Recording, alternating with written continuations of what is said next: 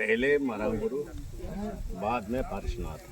ठीक है, पहले मरांगुरु, तब मैं बाद में पारसनाथ जो नाम आया है वो मारंगबुरु के बाद आया है। मरांगुरु के बाद आया है और जैन समाज के तरफ से ये पारसनाथ का नाम है। यानी कि पारसनाथ नाम गुरु एकांत होना उन्हें खन के अब पूरा जिकत जगत रे अब बटाया जी मारांग गुरु रे युग जहर जे मेना तबो उन्हें खन स्थापित हुआ उससे पहले भी उससे 5000 साल पहले की एक कथा।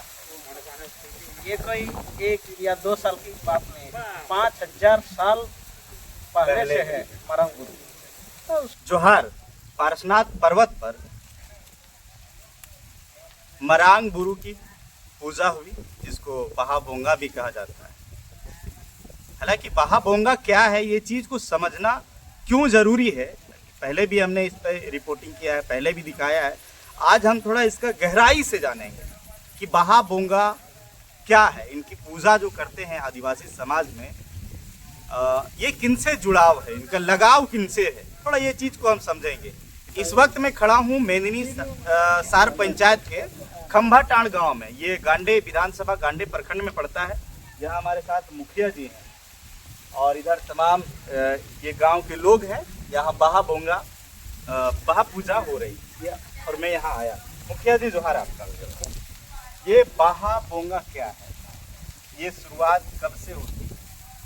ये बहाबोंगा आदिवासियों का मूलतः क्या फागुन बोलेंगे, फागुन उसने ही मारांगुरु में सबसे पहले इस आदिवासियों का मारांगुरु में बहाबोंगा या सरहुल या बहापर्व मनाने के बाद ही बाकी गांवों में इसका शुरुआत होती है। हर गांव में अलग अलग तरीके से, जैसे कल भी था किसी गांव में, आज भी है और आने वाले फिर शुक्र का भी लास्ट मेरे ख्याल से शुक्रवार को है। तो कहने का मतलब हम लोग बहाबोंगा हम लोग का एक आदिवासियों का बहुत ही प्रसिद्ध है और आस्था वाली पर्व है, पूजा है।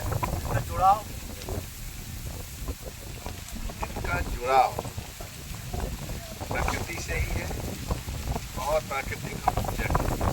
हम आदिवासी आपके किसी के यहाँ आप देख रहे हैं गाय सखुआ है, पेड़ है, पौधे हैं, गुरु है, एक पर्वत है, इसी से हम जुड़े हुए हैं। मैंने पेड़ जो अभी सखुआ का नया फूल आ रहा है, हाँ, तो जैसे बहाबोंगा का जहाँ तक हमने पढ़ा था कि सखुआ का फूल है, महुआ का फूल है, तो प्रकृति जो नया नया रूप अभी ले रही है ये सीजन, तो उसका स्वागत के लिए बहा स्वागत के लिए और उसके बाहर जब तक हम जुड़ा हुआ है कि इसके फूल को जब तक के सखुआ के फूल को हम नहीं पूजा करते हैं तब तक दूसरे फूल को हम अपने नहीं अपना सकते हैं, ग्रहण नहीं कर सकते हैं, या हम लोग जैसे खोजते हैं ना कान में, जो वो नहीं कर सकते हैं जब तक ये पूजा हमारी नहीं होती है तब तक। और इनका लगाव जो है पारसनाथ पर्वत से है। हाँ बिल्कुल। ये क्यों?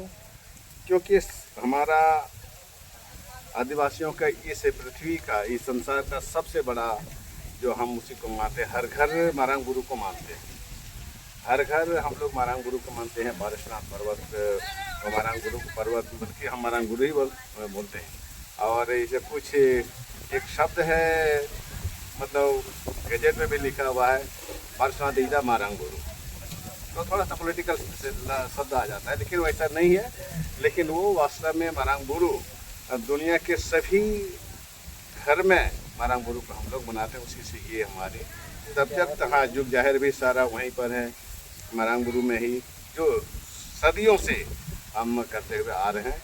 उसके बाद ही बाकी गांव में हम अपने पारंपरिक तरीके से मनाते हैं।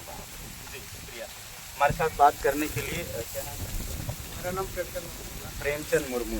प्रेमचंद मुर्मू जी, आप थोड़ा सा हमारे दर्शक को बताएं बहाबोंगा क्यों और क्या खास है इसमें, अपनी बात है। देखिए बहाबोंगा जैसे कि दादा कहा, आपका जी बोला, बहाबोंगा का शुरुआत हम लोग का जो मारांगबुरु है, मारांगबुरु एकांत होना उन्हें खन के अब पूरा जिकत जगत रे अब बाडाया जे मारांग बुरु रे जुग जाहिर जे मेना तबो ओंडे बन बहा लेन खान गे दिसम जगत रे जहाँ तना गे जाहिर गाड़ मेना जाहिर स्थान मेना तबो गोटा जाहिर स्थान रे आदो बहा बन बोंगाएगा आदो नोवार नाम बन बाडाय गे अब हर हपन मा कि मारांग बुरु खन शुरू तबना ओंडे मातकम बहा मेन छे सरजम बहा मेन ओनाकिन बहा अब बुन चढ़ाव दा अब बुन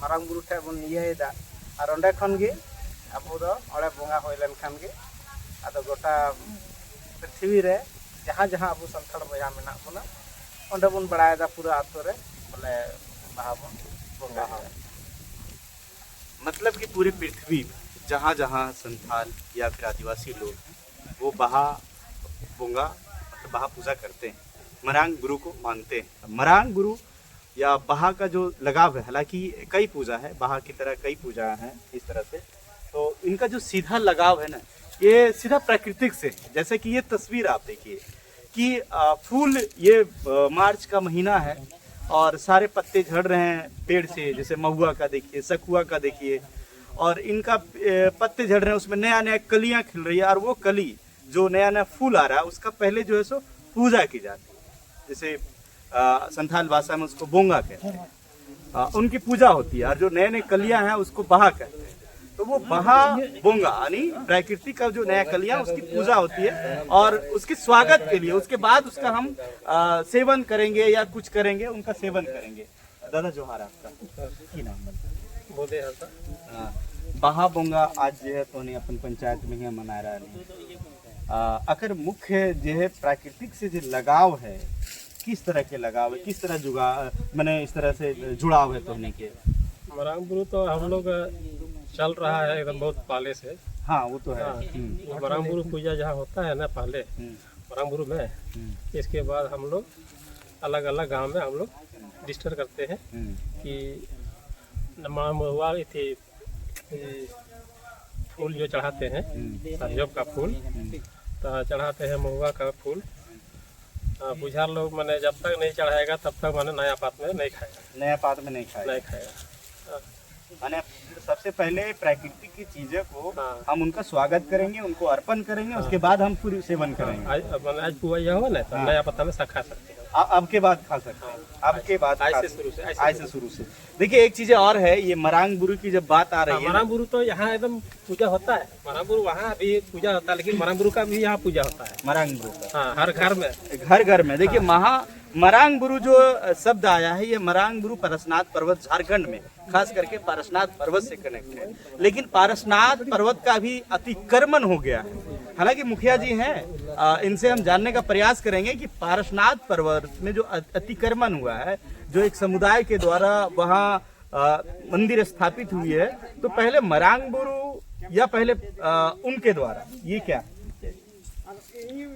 पहले मरांग बुरु, बाद में पारसनाथ।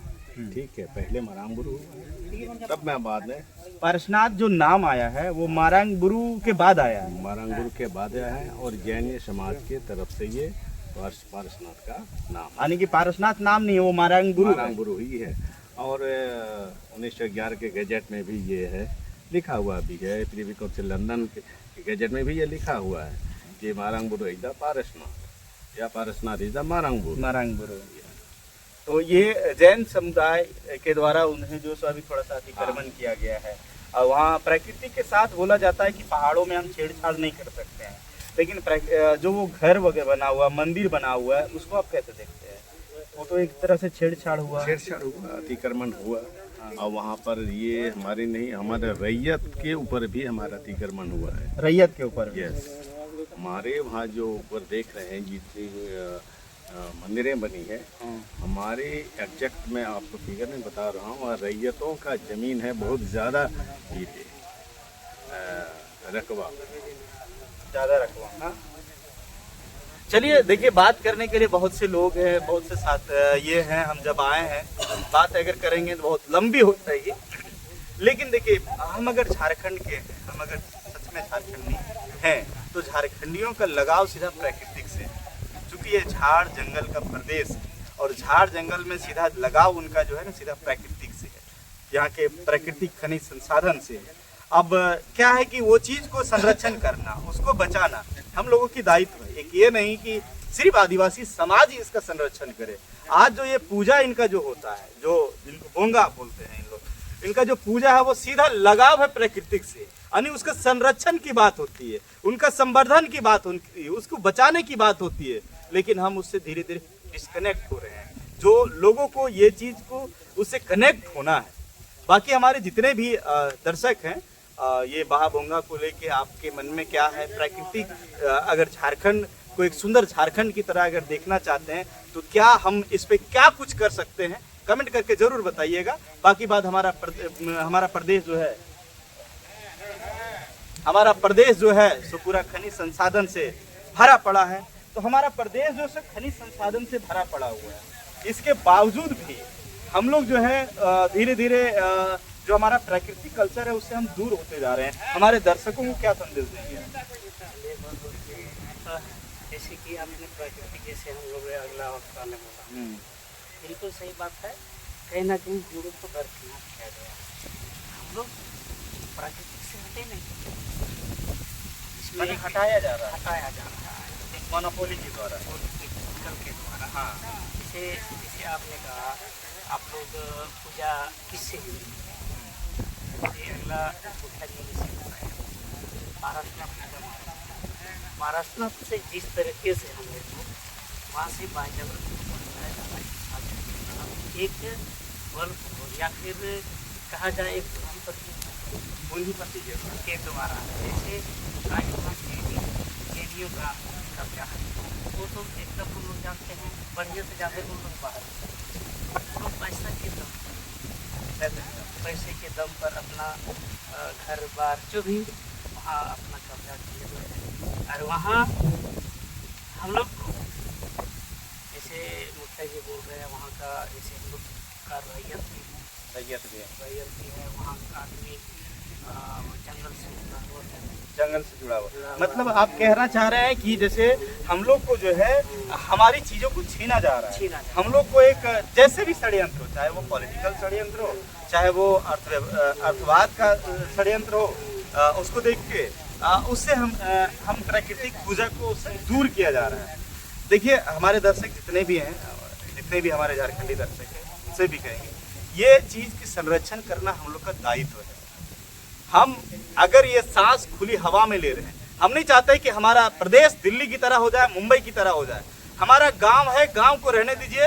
आप शिक्षा का व्यवस्था कर दीजिए, पानी की व्यवस्था कर दीजिए, अच्छी सड़क की व्यवस्था कर दीजिए, आप हमें बिजली की व्यवस्था कर दीजिए। बाकी हमारे गांव को गांव ही रहने दीजिए, हम इसी में खुश हैं।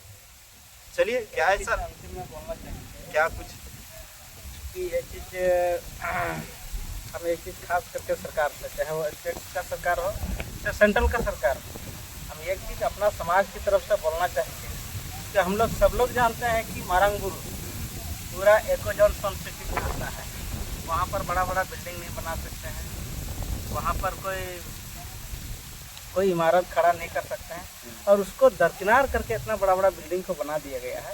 ये अवैध है, इस पर सरकार को ध्यान देना चाहिए। सरकार को ध्यान देना चाहिए। और जैसे कि हम लोग किताबों में भी पढ़ते हैं, जैन समाज के लोग अक्सर हाँ बात करते हैं कि किसी भी जीवधारी को, किसी भी जीव जंतु को नुकसान ना पहुंचाए। तो एक सवाल बनता है कि इतना बड़ा बड़ा बिल्डिंग बन गया होगा, या तो उस बिल्डिंग को बनाने के लिए वहाँ पर जंगल को उजाड़ा गया होगा, कितना जीव जंतु का जान चला गया होगा, तो किस मतलब उस चीज़ का बात कर रहे हैं। इसलिए हम यही कहेंगे कि उस इकोजोन जो सेंसिटिव है, हाँ, जो नियम है उसके तहत उसको दरकिनार करके ये जो बिल्डिंग खड़ा किया जा रहा है उसको रोक लगाए, ये अवैध है, इसको रोक लगाए। और हम लोग तो शुरू से कहते आए हैं, भाई हमारा पूर्वज, ये मारंगबुरु तो आज से थोड़े, जैन समाज जब स्थापित हुआ उससे पहले भी, उससे 5000 साल पहले की एक कथा है। ये कोई 1 या 2 साल की बात नहीं है, 5000 साल पहले से है मारंगबुरु।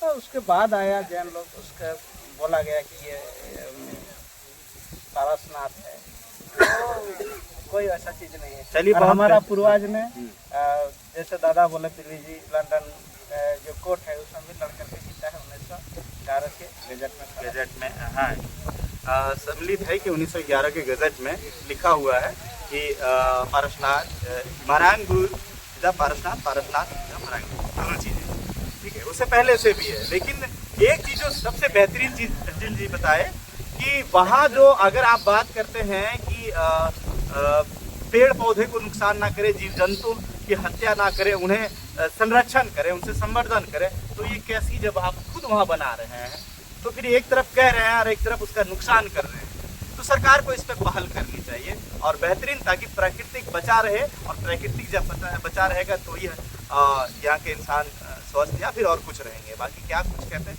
कमेंट में ज़रूर बताइए। मिलेंगे पंकज मिर्जा जोहार।